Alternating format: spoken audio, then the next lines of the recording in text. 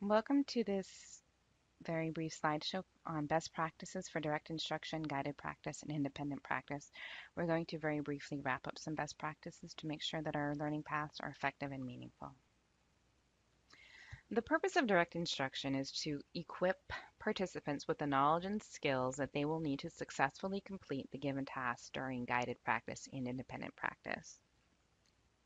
Best practices in direct instruction remind us to always minimize the amount of direct instruction time that we are offering during our professional development sessions.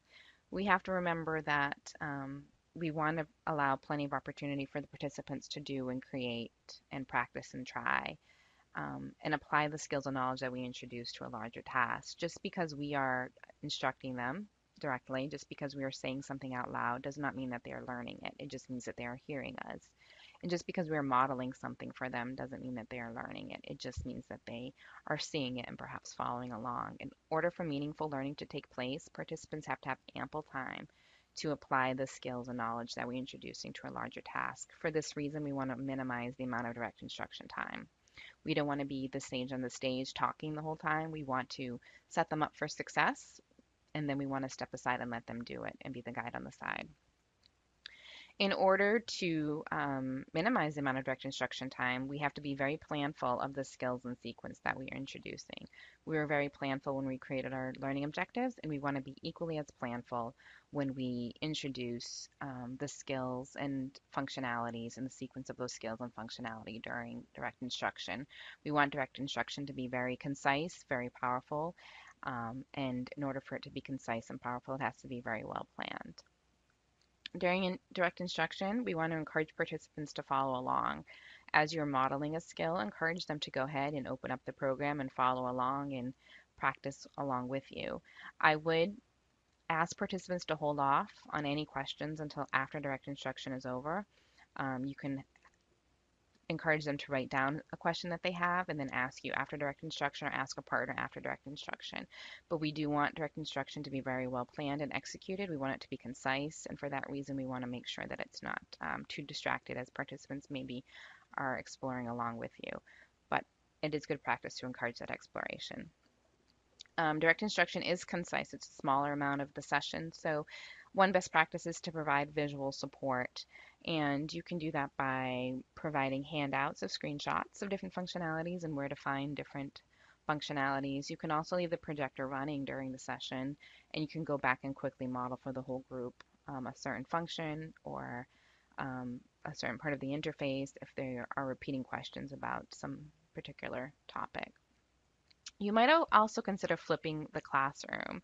And what flipping the classroom means is that rather than spending valuable instruction time on direct instruction, it can be valuable to ask your participants before the session to view a video on Adobe TV, for example, that introduces them to some basic skills and functionality. So, for example, if you were to give a workshop on Photoshop to participants who don't have any Photoshop experience, you can ask them to view some videos before the session so that you don't have to spend extensive amount of time on direct instruction. You can go ahead and introduce the skills, but they will have some background and you don't have to spend as much time on that direct instruction.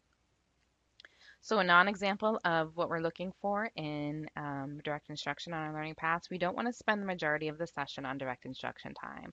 We have to remember just because we are saying something out loud does not mean the participants are learning it. It just means that they're hearing it. And just because we're modeling something for the participants doesn't mean that they're learning it. It just means that they're seeing it. So we want to remember that. And along those same lines, we want to avoid the I show, you do instruction model that takes place sometimes during the whole professional development session. We don't want to keep everybody following along with us. So we're going to show you a tool, then you're going to practice the tool. And you're going to come back and we're going to show and practice through the whole session. It's okay to do this at certain times, but that needs to be very abbreviated. Again, just because they're following along with us and repeating a functionality does not mean that they're going to retain that knowledge. It just means that they're following along and repeating that functionality. In order for them to retain what we're learning in a meaningful way, they're going to have an opportunity to apply those skills and knowledge in a guided practice or independent practice scenario where they're actually doing and trying and struggling and asking questions, but it's through that experience that they're going to actually create meaningful learning for themselves.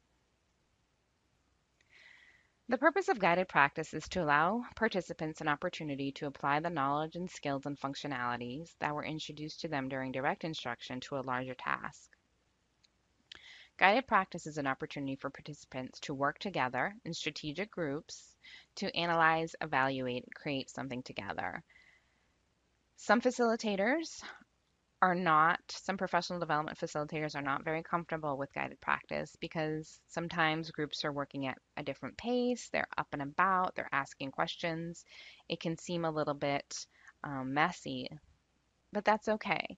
The only way that participants are going to actually learn and retain the knowledge and skills that were introduced to them is by going through this process, by asking questions, by trying it out, by making mistakes, by attempting to problem solve around those mistakes, by asking each other. And it's okay for groups to work at a different pace. Some group may complete everything that you would like them to learn and then go beyond that. And some may struggle at a certain point, and maybe they're not progressing as quickly as you'd like. But again, I would encourage that they're still going through the process. They're still more likely to retain the skills and knowledge that they are working through than they would be had they not had the opportunity to go ahead and kind of try it out for themselves in a sticky way.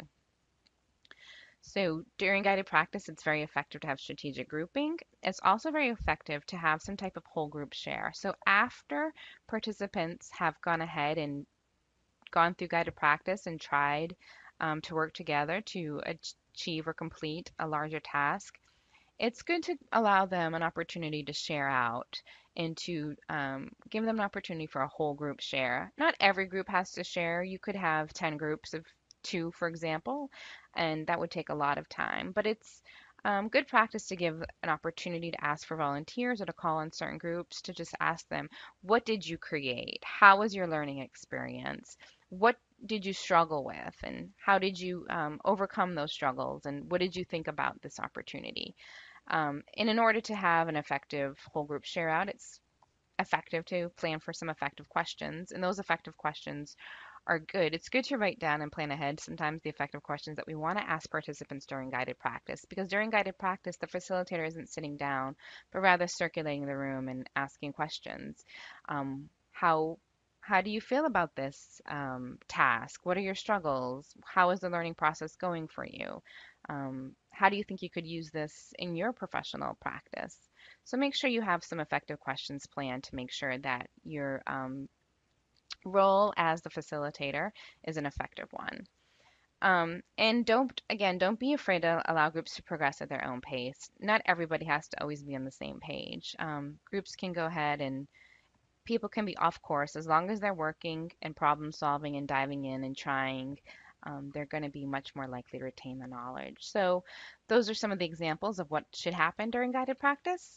What we don't want to see during guided practice, we don't want to see continued direct instruction.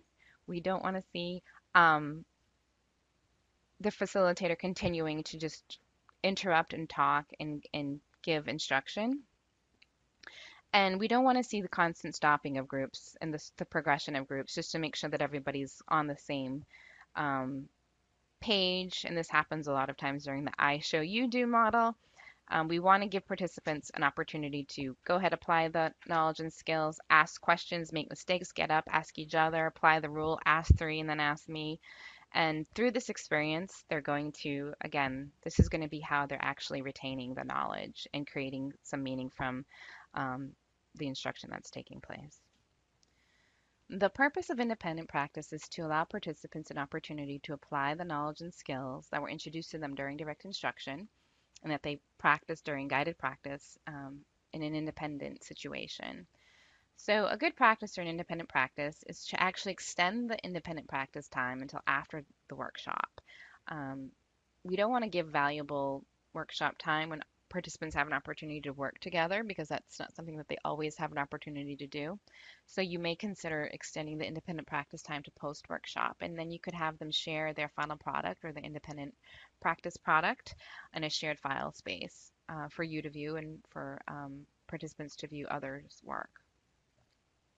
During independent practice, it's perfectly okay to let participants progress at their own pace. Not everybody has to be on the same page. They can be progressing um, in the pace that's the best and most comfortable and most effective for them.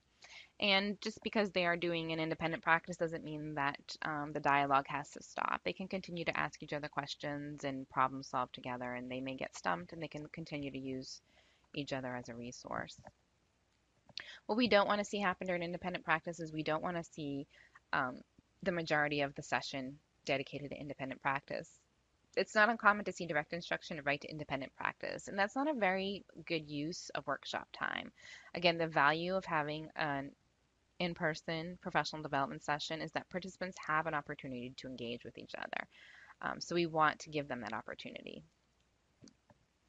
And just another practice to avoid during independent practice is you don't want to create a workshop environment where participants are isolated and they're not engaging.